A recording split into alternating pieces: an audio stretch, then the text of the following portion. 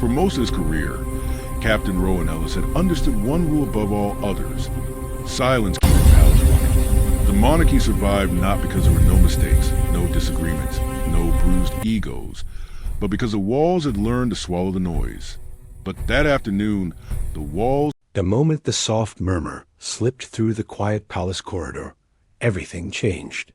Captain Rowan Ellis froze mid-stride, his hand hovering over the security panel, because the trembling voice was unmistakable: Princess Charlotte. But it wasn't her fear that turned his blood cold. It was the name she whispered: Camilla. Please stop. In a heartbeat, the calm elegance of Kensington Palace became a pressure chamber of secrets, loyalty, and dangerous misunderstandings. Why would a child, that child, sound so afraid? And what did she want stopped? Rowan didn't wait for protocol. He ran. Before we dive deeper, make sure you tap like and subscribe. It really helps stories like this reach more people. And if you enjoy emotional, eye-opening royal family narratives, feel free to share this video with someone who loves a good palace mystery. All right, let's continue the story. The palace always felt different in the early hours of the morning. Quieter, softer, almost suspended. Captain Rowan Ellis moved through the East Wing with the familiar rhythm of someone who had walked those halls more times than he had walked the streets of his own neighborhood. The polished floors reflected the faint glow of the chandeliers, and distant murmurs of staff preparing for the day drifted gently through the air. But then, something broke the calm. A whisper. So light, it almost sounded like a draft slipping through an old window frame. Rowan stopped mid-step. Instinct, that finely honed, invisible thread woven through every protection officer's training, tightened in his chest. He held his breath. There it was again. Camilla, please stop. Not loud, not panicked. A trembling. And unmistakably young. Rowan's heartbeat stuttered once, then pounded hard. Princess Charlotte. He wasn't prone to alarm. He had safeguarded heads of state, escorted the Wales children through roaring crowds, even stood between them and danger more than once. But fear in a child's voice, that child, was something else entirely. Something that commanded him on a level beyond protocol. Rowan angled his head toward the far end of the corridor, where a narrow hallway branched off toward one of the smaller receiving rooms. That room was rarely used, mostly for private tutoring or quiet reading sessions. It shouldn't have been occupied this early. He moved, not running. Not yet, but in the purposeful stride of someone who knows something is wrong before the mind has fully grasped the details. His radio crackled softly on his vest, but he muted it with a quick touch. Instinct told him the situation demanded silence. Discretion. A single misstep could escalate things in the wrong direction, especially when the royal family was involved. Camilla, I don't like this, please. This time the whisper carried a crack at the edge, a small, strained sound that hit Rowan like a punch. His pace quickened. Just before the corner, he stopped and pressed his shoulder against the wall, listening again. No raised voices, no thuds, no clear signs of danger. But distress, quiet, soft distress, was sometimes harder to ignore than outright screaming, and far more telling. He edged forward and peered through the narrow gap of the partially closed door. Princess Charlotte stood near a table, her school uniform slightly rumpled, her hair falling from its neat braid as if she'd been fidgeting or tugging at it. She wasn't crying, but her chin wobbled, her hands clasped tightly in front of her like she was trying to keep them from trembling. Just a few steps away stood Queen Camilla, her back straight, her expression tight with frustration.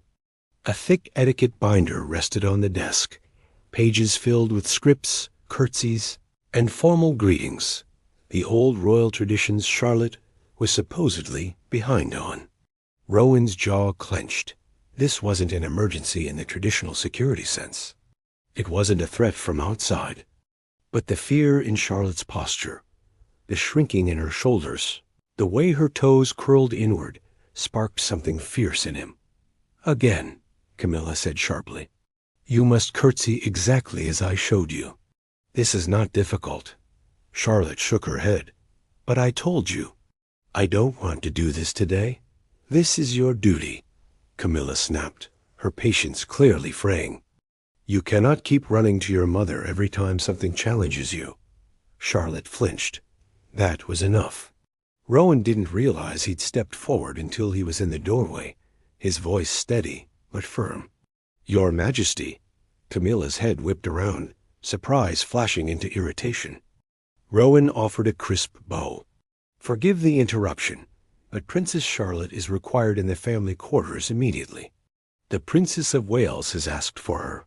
Charlotte's eyes widened, not with fear this time, but hope. Camilla's did the opposite. "I wasn't informed of any such request." "Apologies, ma'am," Rowan replied evenly. "The call came directly through my channel." It hadn't. He knew it. Camilla knew it. But Charlotte didn't. And right now, that little girl needed saving. "I'll go now," Charlotte said quickly, stepping toward Rowan before Camilla could counter. Camilla's mouth pressed into a thin line. "This is highly irregular, Captain." "With respect," Rowan said, meeting her gaze without flinching, "the Princess of Wales's requests concerning her children take priority." The frost in Camilla's eyes could have frozen a river, but she said nothing more. Rowan placed a gentle hand on Charlotte's back, guiding but not pushing, and ushered her out into the corridor. He kept his posture straight, every movement deliberate, as if this were the most routine escort in the world. Only when they turned the corner did he allow his expression to soften. "You're all right," he murmured. "You're safe," Charlotte nodded, though her eyes were still glassy. "Thank you." They walked in silence for a few moments, the palace's quiet swallowing the tension. As they neared the private suite, Charlotte tugged lightly at his sleeve. "Am I in trouble?"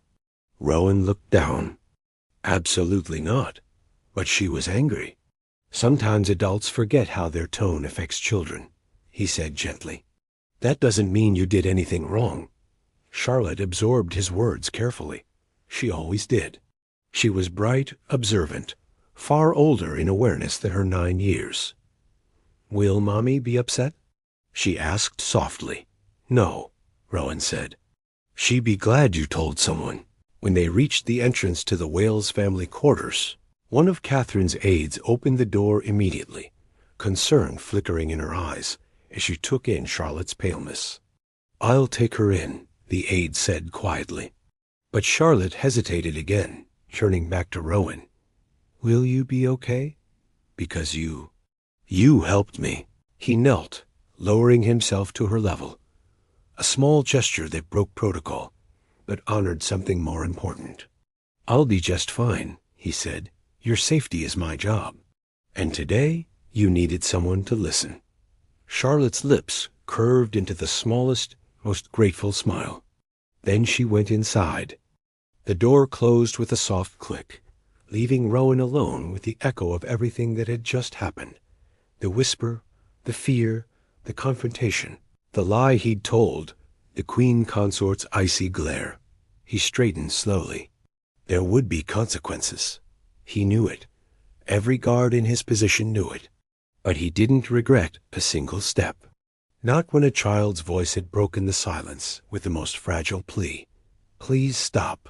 Rowan breathed out, the weight settling onto his shoulders like armor. This was only the beginning. And deep inside the palace walls, the storm was gathering. Felt thinner. The echo started spreading within hours, carried by the subtle, invisible network of glances, whispers, and shifting expressions that every member of the royal staff understood instinctively. Something had happened. Something involving Princess Charlotte and Captain Ellis. Rowan felt it long before he was officially summoned. He stood at his post outside the east corridor, trying to maintain his usual stillness. But his pulse betrayed him. He replayed the scene again and again, Charlotte trembling, Camilla's sharp tone, the whispered plea. None of it felt dramatic enough to justify full-blown conflict. And yet everything inside him knew this palace didn't measure events by scale. It measured them by who was involved. Queen Camilla was not someone who forgot a disturbance. nor someone who forgave it easily. The radio at Rowan's hip crackled. "Captain Ellis, please report to Commander Hale's office." Immediately, there it was. The words were polite. The tone was not. Rowan adjusted his uniform, exhaled once, and began the long walk to the palace's administrative wing. Far less glamorous than the gilded corridors tourists imagined. Office doors, security monitors, paperwork, a whole different world behind facade. As he approached the office, the door was already open. Commander Hale sat at his desk, shoulders rigid, jaw tight. He was a man carved out of discipline. Decades in the Royal Protection Command had left very little softness in him. But today, Rowan noticed something unusual in his expression: frustration, and something close to worry. "Shut the door," Hale said. Rowan obeyed, standing at attention in front of the desk. Hale didn't speak immediately. He tapped a pen against a file folder, lightly, rhythmically, like someone rehearsing what he was about to say. Finally, "Do you know why you're here?" Rowan kept his voice even. "I can assume." "She filed a complaint," Hale said, directly, not through staff, not through protocol, personally.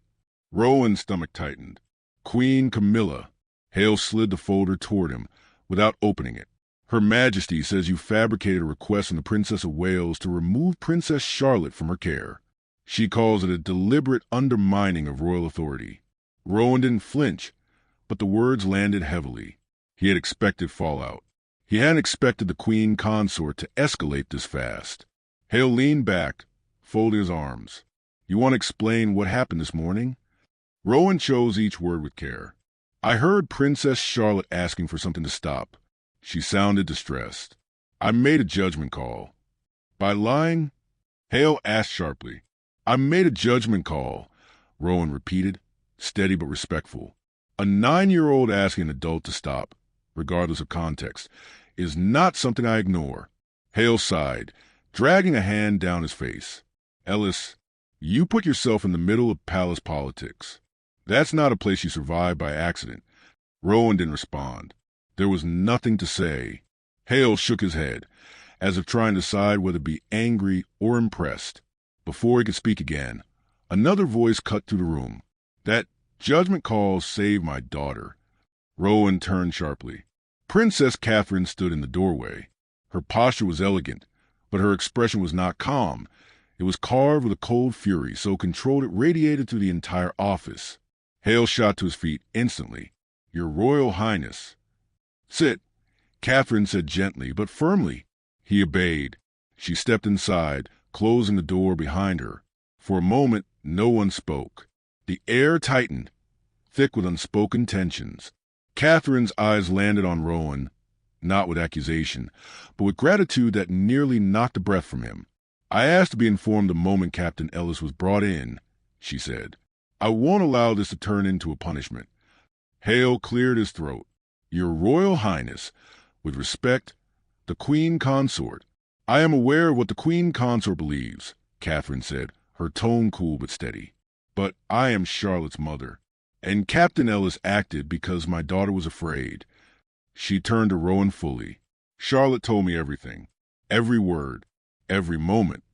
Rowan felt something shift in the room, the weight of his own doubt lifting slightly from his shoulders. "She said you listened when she needed someone." Catherine's voice softened. "You saw her fear when others brushed it aside." Hale looked between them, torn between duty to the chain of command and the reality of who was standing in front of him. "Your Royal Highness," he said carefully, "Her Majesty believes that Captain Ellis's actions undermine her instruction and will embarrass her." Catherine's expression hardened. "My daughter is not a tool for anyone's pride. She is not a prop for protocol training. And if she expresses discomfort, everyone in this household, from the highest rank to the lowest, is expected to respond." The message was unmistakable. Rowan watched Hale absorb it, the tension deepening around his eyes. Catherine took a step closer to Rowan, lowering her voice like she was speaking to an equal, not a subordinate. "You did exactly what protectors should do." He bowed his head slightly. "Thank you, ma'am." But Catherine wasn't finished. She turned back to Hale. "There will be no disciplinary action. None. Not a note. Not a warning, not a remark in his record. Your Royal Highness, Hale tried again, carefully. The Queen Consort. The Queen Consort, Catherine said sharply, is not the mother of my children. Silence. A deep, heavy silence that settled like dust. Catherine inhaled slowly, gathering the storm inside her and smoothing it into something composed, but still blazing at the edges.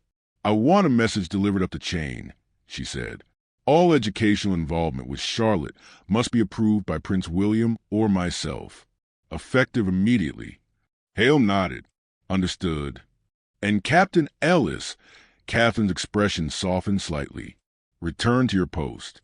I don't want my daughter looking over her shoulder today. She trusts you. Rowan bowed. As you wish, Your Royal Highness. He left the office quietly, closing the door behind him, but not before hearing Hale exhale heavily, like someone realizing the ground beneath the palace had shifted. The corridor outside felt both brighter and heavier.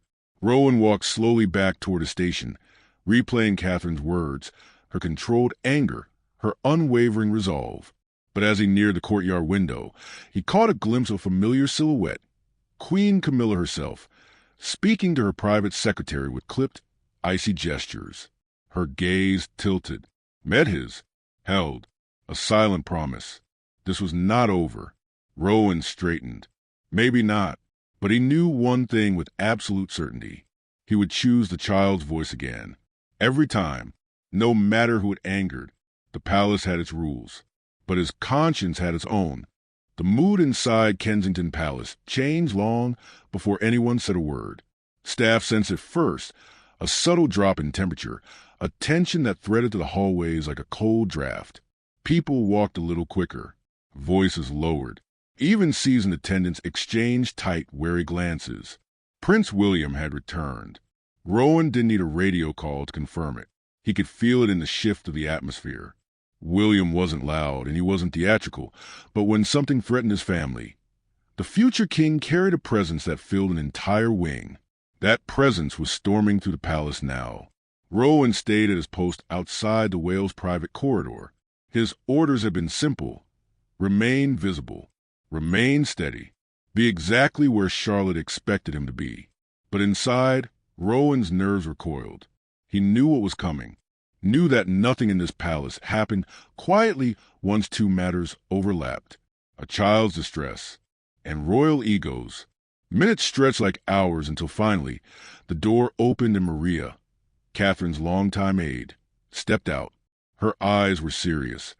Her expression a mix of relief and tension. "They're ready for you," she whispered. Rowan blinked. "Me?" "Yes, both of them. Both. William and Catherine. That wasn't a meeting. That was a reckoning."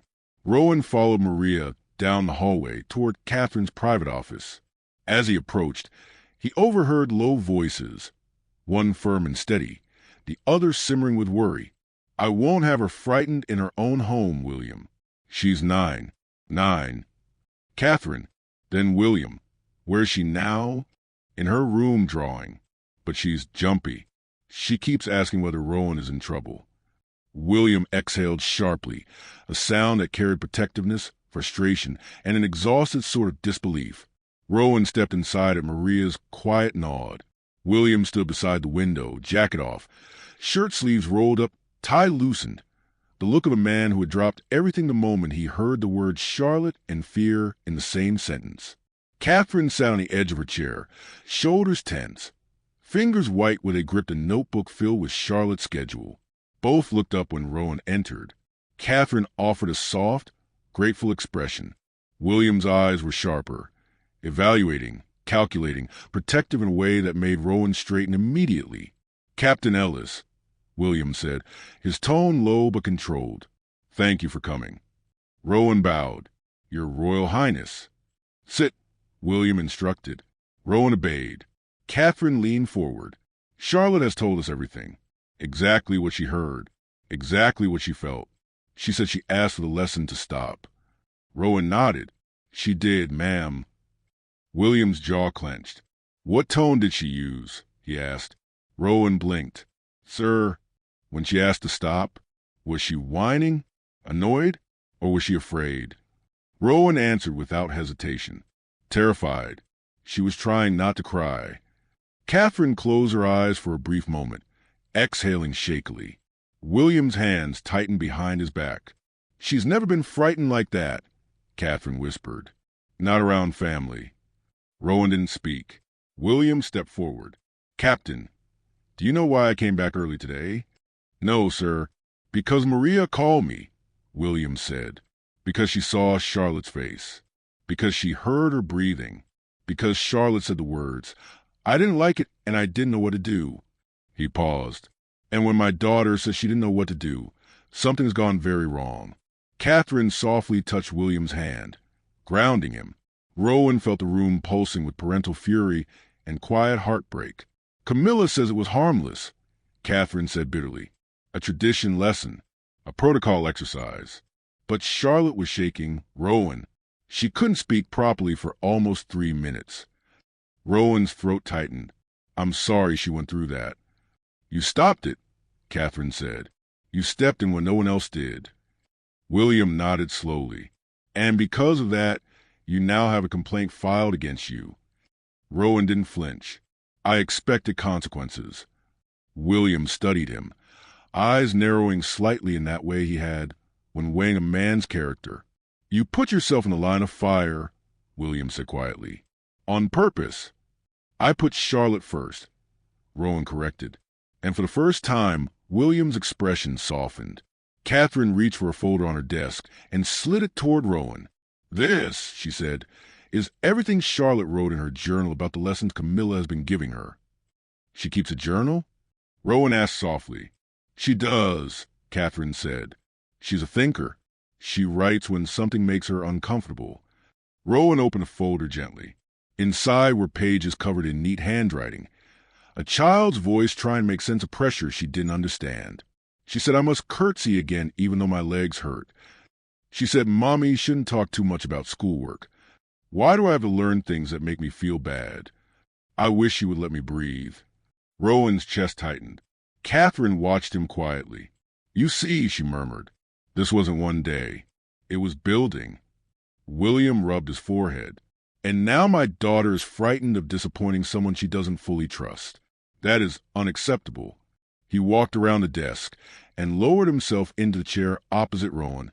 Captain Ellis, he said, I want you to explain something to me, not as an officer, as a father. Rowan nodded silently. When Charlotte whispered the words, please stop, what was the tone? What did you hear in her voice? Rowan swallowed. Exhaustion, fear, a child trying to stay brave because she didn't want to anger an adult. Catherine looked away, tears gathering at the corners of her eyes. William's voice thickened, quiet but intense. That is why we called this meeting with my father. Rowan stiffened. You're speaking with the king? We've already scheduled it, Catherine said. In an hour. Rowan blinked. That meant things were dire. The king did not appreciate being drawn into household disputes. But Catherine's expression had turned fierce. I will not allow anyone, no matter their title, to push my daughter to tears in the name of tradition. William nodded firmly. We will confront this. Directly. He turned back to Rowan. As for you, William said slowly, no one in this palace will punish you for protecting Charlotte. Not while I have breath. Rowan lowered his head. Thank you, sir. But Catherine wasn't finished. She leaned closer, her voice gentle but unwavering. When a child says, please stop, it does not matter who is in the room. Anyone ignoring those words is wrong. She held Rowan's gaze with quiet, resolute strength. You did what a good man does, she whispered. You listened. William stood, offering his hand. Rowan rose instinctively and shook it, firm, sincere. We'll need you again before the week is done, William said. There will be fallout. Rowan nodded. I'm prepared. Catherine gave a soft, grateful smile, the kind that held far more emotion than words could. Stay close to the family wing today, she said. Charlotte will want to see you. As Rowan left the office, he felt a shift in the air. A mother was preparing for battle. A father was sharpening his resolve. And the monarchy, the great silent, gilded machine, was about to feel pressure it hadn't felt in years. This wasn't just a conflict. It was the spark before the storm. The king's study was one of the quietest rooms in the entire palace. Not because of its thick walls or heavy drapes, but because everyone who entered carried their silence with them. It was a kind of room where mistakes stuck to the air like smoke, and where every word echoed longer than it should. Today, the air felt heavier than ever. Captain Rowan Ellis stood outside the doors, not part of the meeting, but close enough to feel the vibrations of tension through the floorboards. His heart was steady, but his breath carried that dull edge of apprehension, the kind that came when powerful people were about to confront one another, not as royals, but as family. Inside were 4 people: King Charles, Queen Camilla, Prince William, Princess Catherine, together in one room, with Charlotte's fear at the center of it all. That combination was combustible. For nearly 40 minutes, Rowan heard nothing. No raised voices, no footsteps, no shifting chairs. Just silence that felt more dangerous than shouting. Finally, the doors opened. William stepped out first, his expression carved sharp with resolve. Catherine followed, her eyes tired but burning with a fierce kind of clarity. Behind them, Charles and Camilla appeared, both wearing faces that told stories without saying a single word. Charles looked shaken. Camilla looked furious. William nodded once at Rowan, a silent message. "It's done." Catherine gave him a small, weary smile of gratitude. And Camilla, her gaze locked onto Rowan like a cold blade. For a brief moment, nothing else existed in the hallway. Not the guards, not the aides waiting nervously, not the weight of royal protocol. Just silent hostility from a woman whose authority had been challenged and whose pride had been bruised. Then she turned away and walked down the corridor without a word. Charles followed her more slowly, the heaviness in his posture unmistakable. Rowan breathed out. Whatever had happened in that room, it had changed something. Hours later, a summons came for Rowan to report to Commander Hale's office. He braced himself. This time, the door was half open, and Hale wasn't alone. Seated across from him was Lady Armitage, Deputy Chief of Staff to the King, a woman who could make or break a royal career with a single carefully worded memo. Rowan stepped in. "Captain Ellis," Hale said, voice clipped but not unkind. "Sit." Rowan did. Lady Armitage folded her hands neatly. "We need to discuss today's events, specifically the outcome." Her tone was calm, too calm. Rowan braced the verdict. But Lady Armitage's next words weren't punishment. They were careful, diplomatic, controlled like someone reciting something approved at the highest level. His Majesty recognizes the legitimacy of the concerns raised by the Prince and Princess of Wales. Rowan blinked. That meant one thing. William and Catherine had won the argument. Lady Armitage continued. Effective immediately, the Queen Consort will be stepping back from all direct educational involvement with Princess Charlotte and her siblings. Relief flickered through Rowan's chest. Slow, gentle, deep, but Lady Armitage wasn't finished. "There will be no disciplinary action recorded against you," she said. "No suspension. No mark on your record." However, the sound of that word was enough to tense every muscle in Rowan's back. "The Queen Consort feels it would be best for household harmony if you were reassigned." Reassigned. The word hit him like a cold slap. Not fired, not demoted, but moved. Away from Charlotte. Away from the Wales family. A polite exile. Hale stared at the desk. He didn't look pleased. "You'll be transferred to the Edinburgh detail," Lady Armitage said. "A prestigious role. Consider promotion." Rowan understood the translation perfectly. "You did the right thing, but you embarrassed the wrong person." He nodded once. "When does the transfer begin?" "End of the month," Hale said. His tone softened. "Gives you time." "Time," Rowan repeated quietly. Lady Armitage dismissed him with a nod. He stood, bowed, left the office. As he walked back to the quiet corridors, he felt both the weight of consequence and something deeper. Pride. He hadn't been punished. He hadn't been destroyed. But he had been moved aside. A price. Not unfair, but real. 3 days later, Rowan conducted one of his final shifts with the Wales family. Charlotte spotted him first. She came running down the hall, clutching a folded drawing.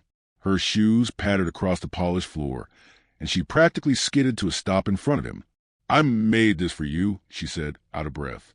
Rowan knelt instinctively. Charlotte held out the drawing. It was colorful, crayon bright, and full of the innocent honesty only a child could give. It showed a tall guard in a dark uniform holding a hand over a small princess, standing between her and a shadowy figure in the background. At the top, she had written, "Thank you for hearing me." Rowan swallowed hard. "Your Royal Highness," he murmured, voice thick. "This is beautiful." Charlotte shifted her weight nervously. "Mommy said you might go someplace else soon. Are you going because of me?" Rowan shook his head. "No, I'm going because sometimes adults need space to fix things.